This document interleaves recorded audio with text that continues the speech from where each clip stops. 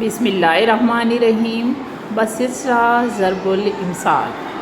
راجہ اندر کا اکھاڑا۔ راجہ اندر کی محفل رقص و سرور ایسی محفل تھی جس میں حسین عورتوں کا ہجوم ہو، عیش و نشاط بڑے، عیش و عشرت کا مقام، عیش و نشاط کی انجمن کہلاتی ہے راجہ اندر کی محفل۔ کہاوت سے جڑی کہانی کہتے ہیں راجہ اندر ہندوستان کی ایک ریاست کا حکمران تھا۔ ریاست کی آب و ہوا بہت خوشحال تھی، امن و امان کا دورہ تھا، لوگ زیادہ تر خوشحال تھے، فارغ البال تھے، دوسری ریاستوں کے لوگ رشک کیا کرتے تھے۔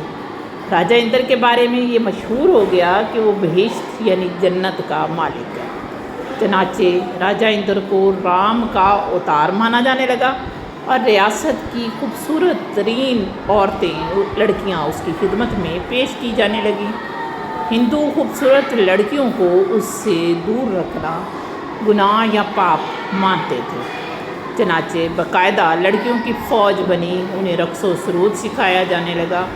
راجہ کی محفل میں ہر وقت خوبصورت لڑکیاں محو رقص رہتی، نئی خوبصورت لڑکیاں اس اکھاڑے میں جمع ہوتی رہتی تھیں، آنے والے بھی اس منظر کا نظارہ کرتے تو راجہ اندر کا اکھاڑا اس جگہ کو کہنے لگے جہاں محفل طرب اور عیش و نشاط کی محفل منعقد ہوتی ہو۔